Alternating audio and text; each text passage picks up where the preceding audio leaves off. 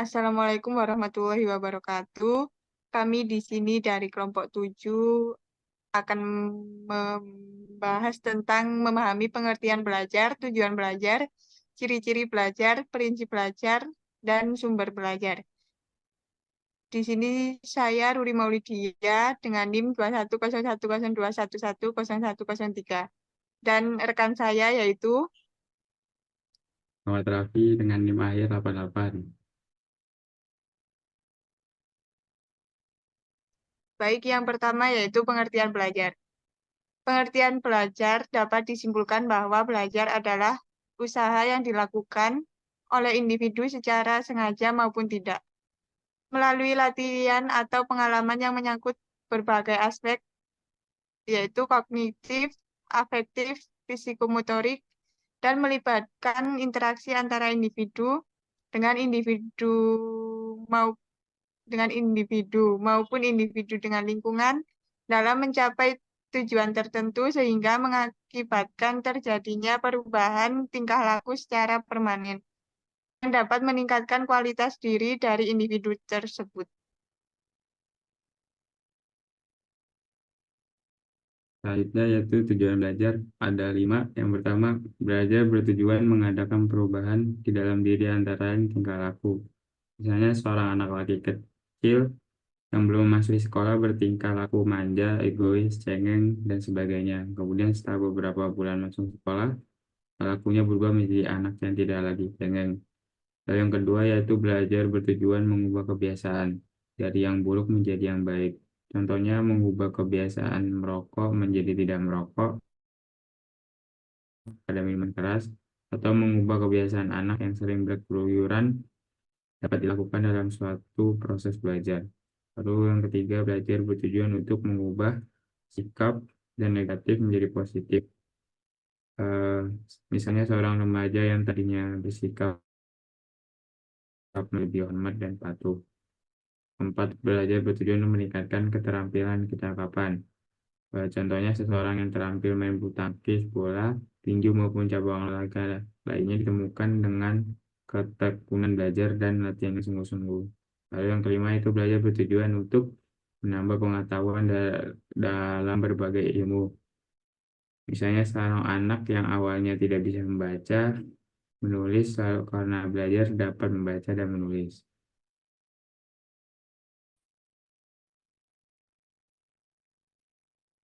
Nah, selanjutnya itu ciri-ciri belajar ada 6,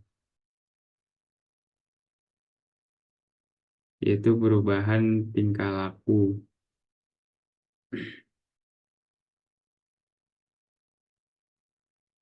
Dari segi proses, yaitu adanya aktivitas fisik menuju pada pergerakan dan tindakan yang bisa diamati seperti menulis, membaca, dan melakukan eksperimen.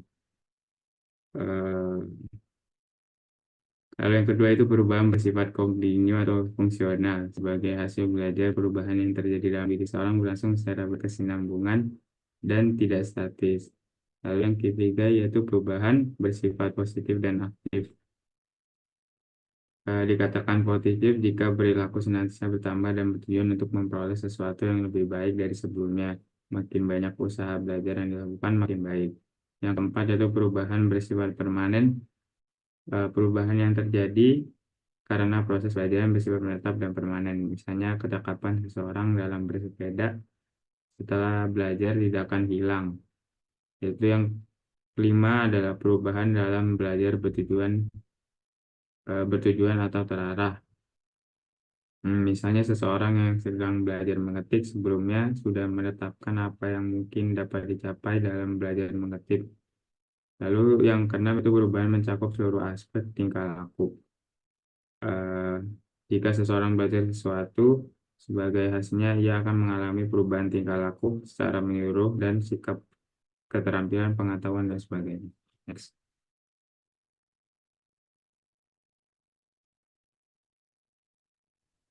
Selanjutnya yaitu prinsip-prinsip belajar. Prinsip-prinsip belajar dalam perencanaan pembelajaran dapat mengungkap batas-batas apa yang mungkin dipelajari saat melaksanakan pengajaran. Pengetahuan dan prinsip-prinsip belajar dan pembelajaran juga dapat membantu guru dalam memilih tindakan yang tepat. Selain itu, dengan prinsip belajar dan pembelajaran, guru dapat memperoleh dan mengembangkan sikap yang diperlukan untuk mendukung peningkatan pembelajaran siswa.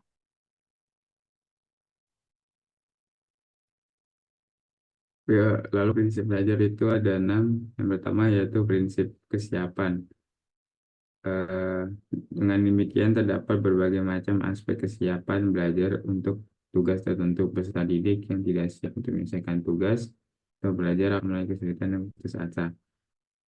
Faktor seperti kematangan dan pertumbuhan fisik, integrasi, latar belakang pengalaman, hasil belajar yang baku, motivasi, dan persepsi adalah bagian dari kesiapan ini.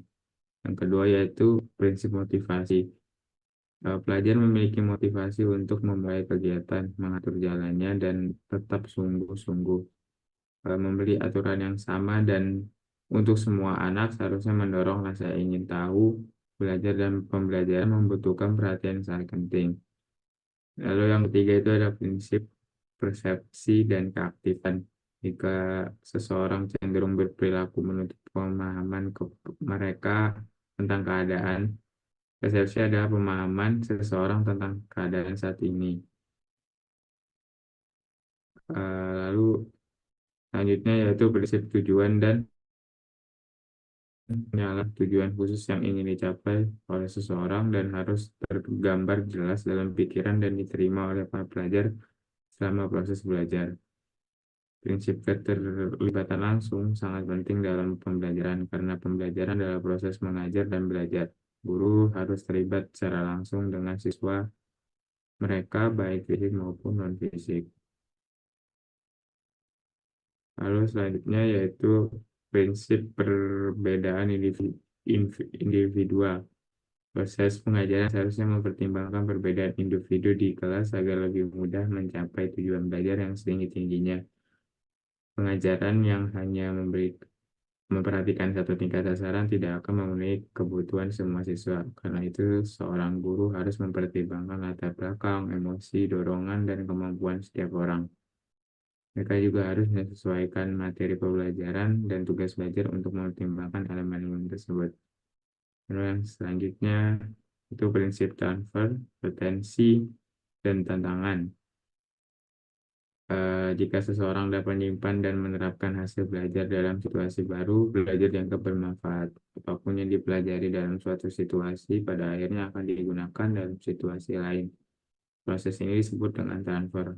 Pada siswa dapat menggunakan bahan-bahan mereka pelajari dan diserap dalam situasi baru. Karena itu, siswa yang akan berusaha untuk menemukan masalahnya terlebih dahulu sebelum menemukan solusinya sendiri. Oke, next.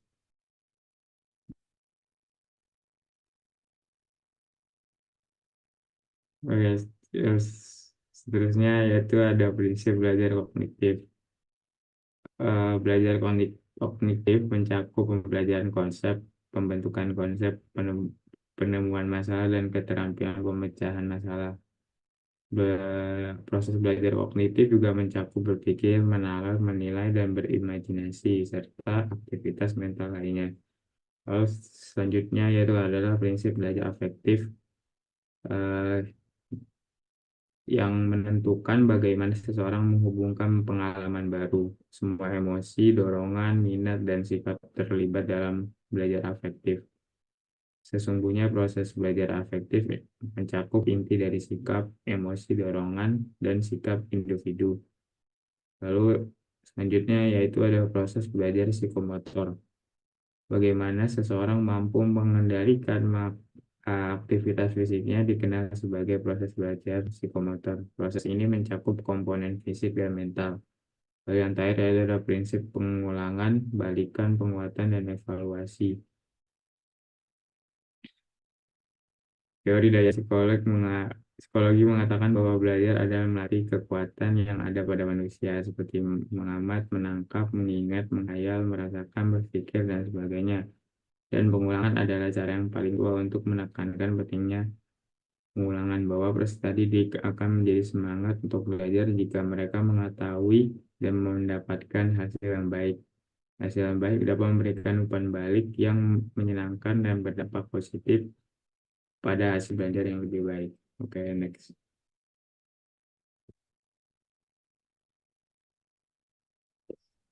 Selanjutnya yaitu sumber belajar. Sumber belajar didefinisikan sebagai sekumpulan bahan atau situasi belajar yang dibuat dengan sengaja atau tidak sengaja, agar siswa dapat belajar secara individual atau secara bersamaan. Semua sumber, termasuk informasi orang, bahan, alat, teknik, dan latar belakang, dapat digunakan siswa untuk berpartisipasi dalam kegiatan belajar dan memiliki potensi untuk meningkatkan kualitas belajar mereka. Fungsi dari sumber belajar, yang pertama meningkatkan produktivitas pembelajaran dengan mempercepat laju belajar, membantu guru menggunakan waktu dengan lebih baik, dan mengurangi beban guru dalam menyajikan informasi, sehingga dapat membina dan mengembangkan semangat belajar siswa.